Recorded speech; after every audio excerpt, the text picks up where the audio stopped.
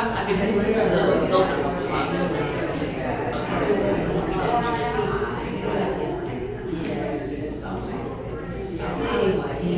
When you say JL, you did a great job. Got me much better. Yes, very good.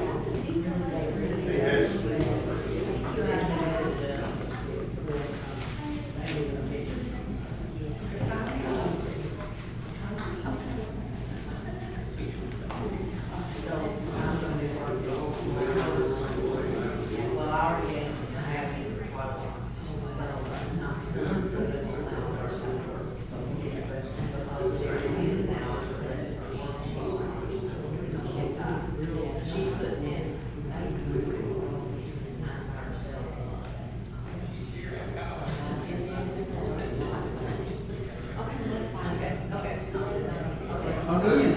I believe it. You can move right up here. Go right up here. It's got my name on his back. Well, this is the, this is my son. You already know. What?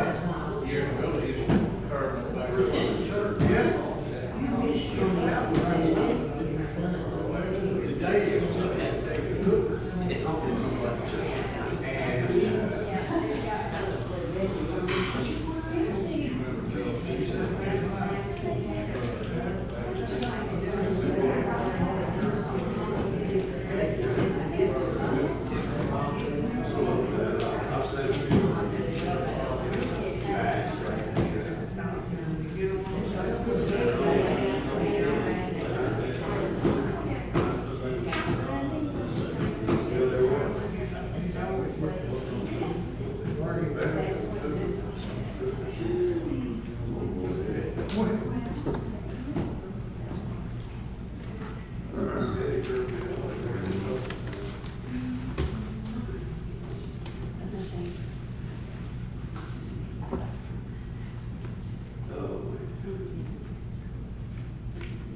I'll go over some of these announcements that we had this morning.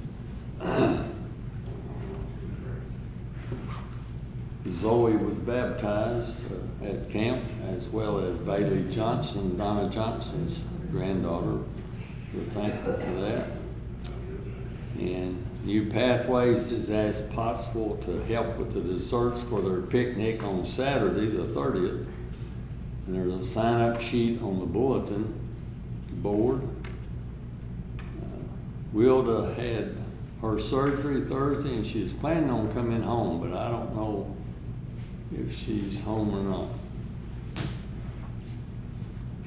Okay. Did I hear something? No.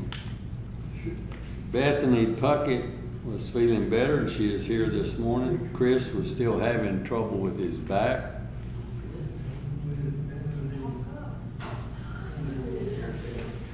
Talk up, okay. Excuse me. Do I need to start again?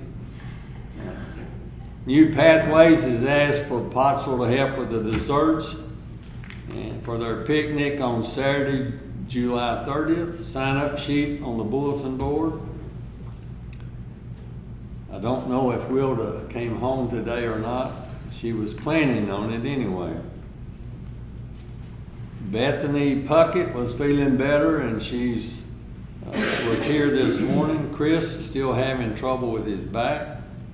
His mom came home on Thursday, and she's doing better.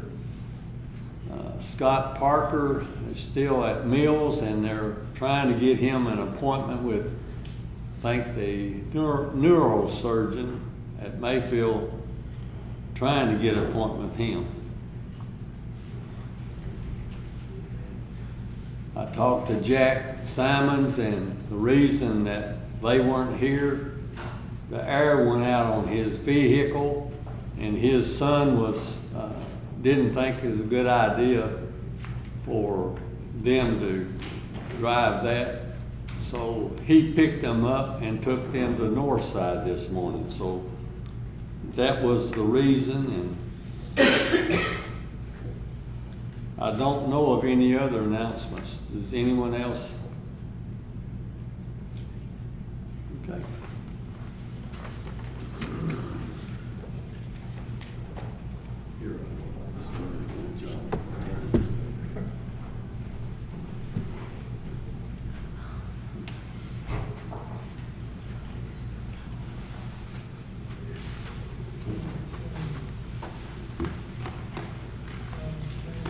608, God's family. We're part of the family that's been born again, part of the family whose love knows the end, for Jesus has saved us and made us his own. Now we're part of the family that's on its way home. And sometimes we laugh together, sometimes we cry, sometimes we share together heartaches and sighs. Sometimes we drink together a cup that will be when we all get to heaven, God's family.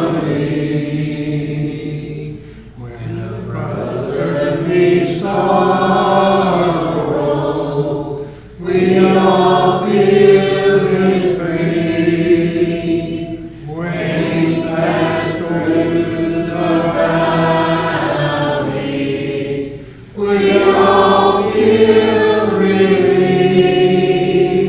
Together in sunshine,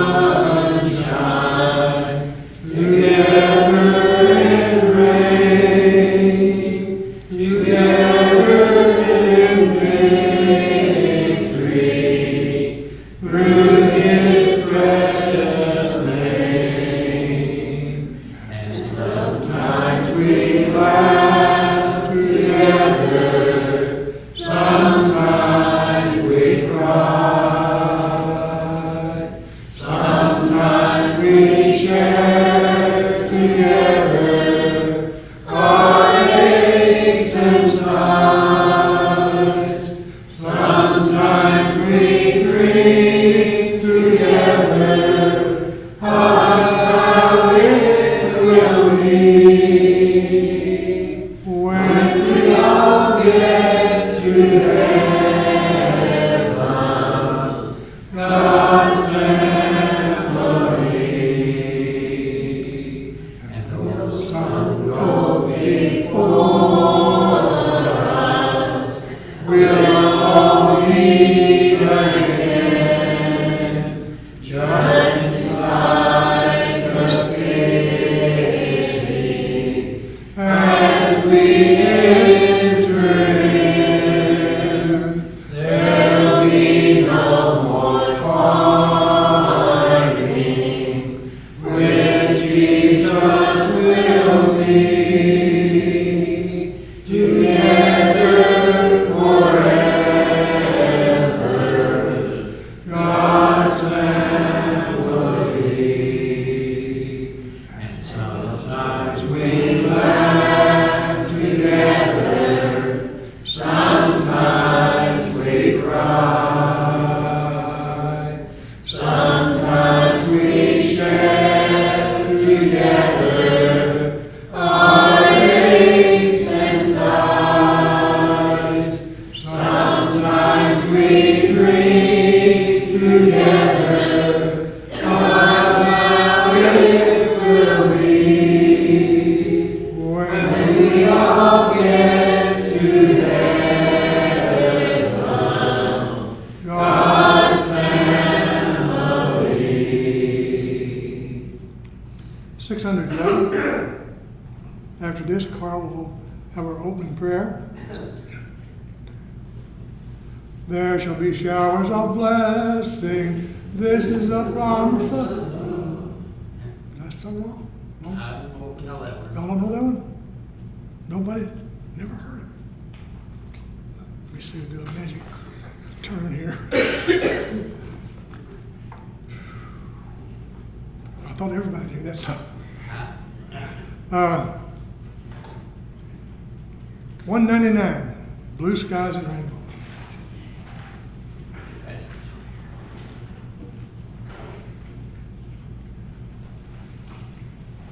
Ready?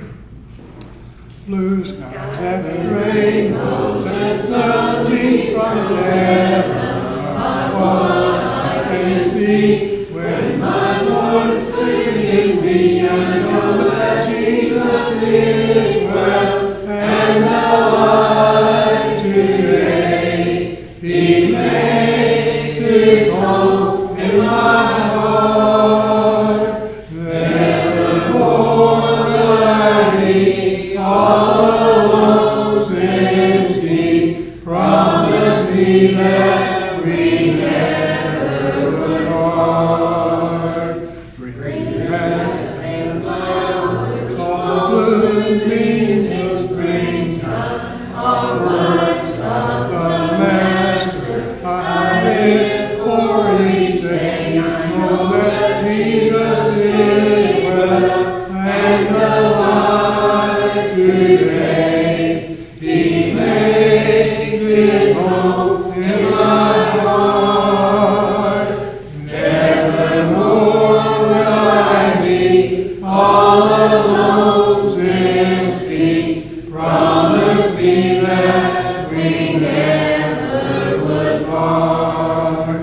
Tall mountains, green valleys, the beauty that surrounds me, all make me aware of the one who made it all. I know that Jesus is well and alive today. He makes his home in my heart. Nevermore will I be all alone since he promised me that we never would part. Carl?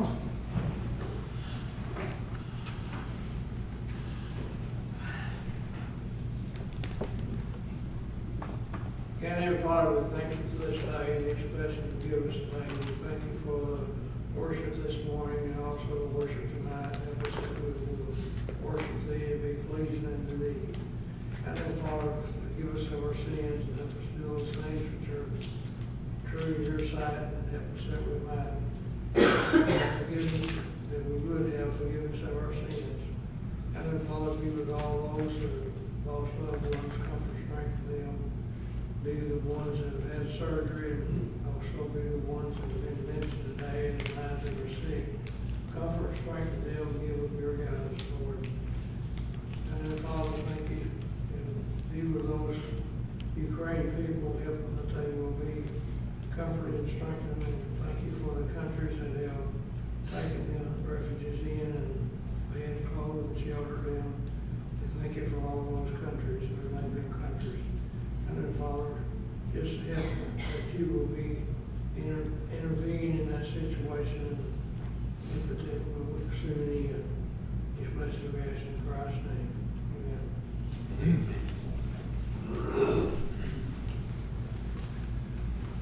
Song before the lesson is Take Time to Be Holy.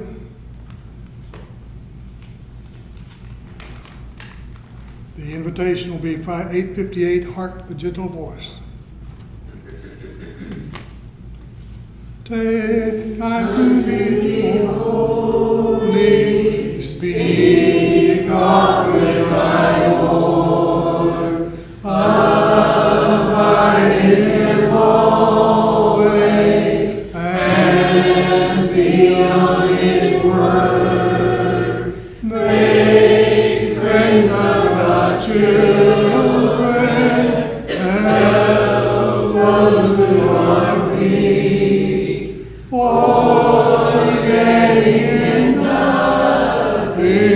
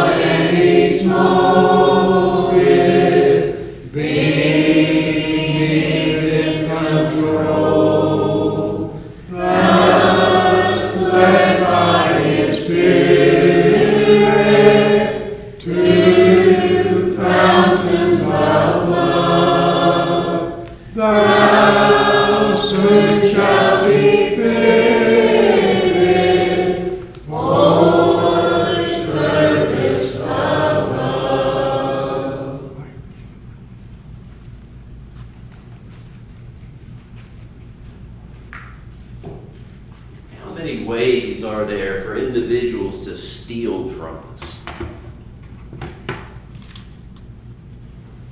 When we think of someone stealing from us, I guess it's really regional. It would depend on where you live, where your mind first goes. Here, based on what we see on the news or in the newspapers, we're probably thinking of burglary, aren't we? Someone just breaks a window or picks a lock and sneaks in at nightfall while everybody's asleep, or better yet, and really, it would make us probably feel a whole lot better knowing that it was happening when we weren't at home. You know, they case the house and wait till we leave, and then sneak in and take whatever valuables they could find. That's probably what we would think of. If we lived in a big urban area, like Chicago, New York, they were famous for their muggings. You're just walking down the street and you happen to find yourself on a more deserted area of the neighborhood, and someone pops out of an alleyway with a gun or a knife and forces you to hand over what valuables are on you. Sometimes in a crowded area, maybe in an amusement park or a crowded festival, some street festival, you might be walking along and someone just haphazardly bumps into you. And next thing you know, you are missing a watch or a wallet or some kind of jewelry, and as they bumped into you, they picked your pocket, and next thing you know, you've been robbed. When we think of stealing from humans stealing from humans, that's really kind of what we're talking about. But can you imagine trying to do something like that with God? Trying to actually rob God. If we go back into in our mind's eye to the ancient Near East of that first century, and here is Jesus walking along in the crowded streets of Jerusalem, and can you imagine someone trying to pickpocket him? Can you imagine what would happen? First of all, he would know what was happening before it even happened, wouldn't he? I mean, that's John 2, isn't it? Verses 24 and 25. He knew what was inside of mankind, of humanity, of man. He knew the hearts of man. Do you remember in Mark 5? He's walking along and a woman with a blood disease, some kind of blood disease, comes up and just touches his garment, and he felt the power go out of him, and he knew immediately, didn't he? Can you imagine someone having the gall, or maybe not realizing who this is, and trying to bump into him in order to steal so that we could rob